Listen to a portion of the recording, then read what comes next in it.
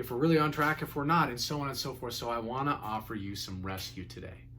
We're going to talk a little bit about if you pursue all things. Now, the main phrase I want to bring to you today that we're going to unpack says this: if you pursue all things, you won't obtain the one thing that will get you the few things that mean everything. That's a really good phrase. I'm going to say it again, and then we're going to unpack it here. If you pursue all things, you won't obtain the one thing that will get you the few things that mean everything.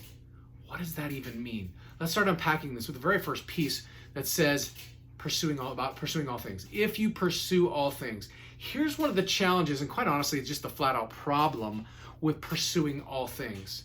Number one, it doesn't work, but let's talk about why. See, pursuing all things actually breeds fatigue.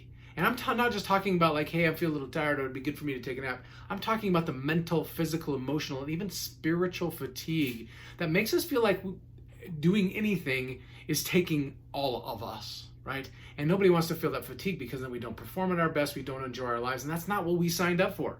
I bet it's not what you signed up for either. The other challenge with pursuing all things is that it breaks our focus. When we have so many things that we're trying to accomplish and pursue, it becomes very, very overwhelming for us, right? It breaks our focus. You see, what you need to understand is that your brain, the brain that God gave you and is so powerful, consciously can only handle about what we call 126 bits of information at a time. Okay, that's a little bit. And what you need to know is that you've got well over 2 million bits of information flying at you every given second of the day. You're like, I know, I can feel it, right? And so 2 million bits of information flying at you every single day, and our conscious brain, which is the one that we focus with, can only handle 126 bits per second. Yeah, now you know what I'm talking about, right? It steals from us. Speaking of stealing, pursuing all things also steals time. You see, of all the things that take up our time, and when we're pursuing all things, we move from the few things that actually move the needle for the results that we want. See, we spend less time with those things that actually move the needle, that get us to where we want to go, because we're so busy handling the other things that we feel like we're supposed to, or we should, or somebody told me that that was the right thing to do, or whatever it might be. So, how do we handle this? Well, let's move into the next phase, because when we talk about pursuing all things, the next part of the conversation says that you won't obtain the one thing. Now, honestly, there's a lot of different ways that you can try to determine your one thing. But I'm speaking about the one thing, I'm talking about this in particular. The one thing is your ability to be in power around the results and the happenings in your life, and to handle whatever comes at you. You see, it's not about one individual focus, one individual technique, one individual idea, one secret sauce. It really is about you being the secret sauce. You see, in order to get the best from yourselves, you can handle anything that comes at you, and then you can put yourself in power around getting the results and the things that you want. That's how winning is done, and that's what helps us to keep from pursuing all things. We become the one thing that helps us to be able to pursue the next part, which is the few things. Okay, so become the one thing that helps us pursue the few things. And when we look at this, and we've talked with people over and over and over again, what we find is that when people are asked, they really only have a few things or a few categories that are the non-negotiables that represent a full life for them. So as often as I've worked with people in large groups and in small groups, and I've been part of surveys and so on and so forth, I've asked people, hey, what is it that makes you come alive? What is it that matters for you to be able to live your fullest life possible? And it really comes down to just a handful of things most of the time. And so in pursuing all things, we never get hold of ourselves, which is the one thing that gives us the few things that mean everything.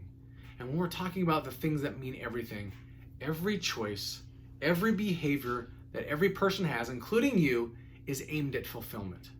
See, we might be deciding what we're having for lunch, and we might try to figure out, do I want to do this in my business, or do I want that in my business? Or, gee, should I take my wife out, here this weekend or there, or should we not go at all? All of those things, all of those decisions and questions are aimed at bringing fulfillment to the self and to those that we love, right? So this is important for us to be able to know, because that's what means everything is fulfillment, okay? Not even just happiness, because happiness comes and goes.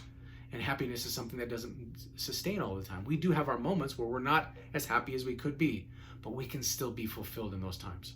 So what's the key? The key is you need to know what your few things are, period. Like, what are the non-negotiables for you that says, this is what I have to have in order for me to have a complete and fulfilled life of who I'm supposed to be and how I'm supposed to be. And you got to get laser focused and super clear on that. Otherwise, you become the victim of other people's agendas and other people's dreams, which is the next point I want to make. Knowing which one of these things brings you fulfillment over that which is somebody else's dream. I mean, what have you been told that you should do, or what's important to do, or it's the right way to do? The reason that most people aren't achieving their dreams, the reason that you may not be achieving yours, is that we're focused on what other people are doing and what other people are pursuing. I want you to sit with that for a second. We're focused on what other people are doing and what other people are pursuing. And when we have the eyes on somebody else's prize, we're never moving in the direction of our own. I need you to understand that when you look at something, you move toward and you act like that which you focus on. Okay? And if you're focused on somebody else's version of what's right or perfect, or somebody else's dream and what they're doing and pursuing, you never give the attention to yours. So, if you pursue all things, you won't obtain the one thing that will get you the few things that mean everything. Now you've got something to take with you. Be empowered. Be great. It's what you're made for. Talk soon.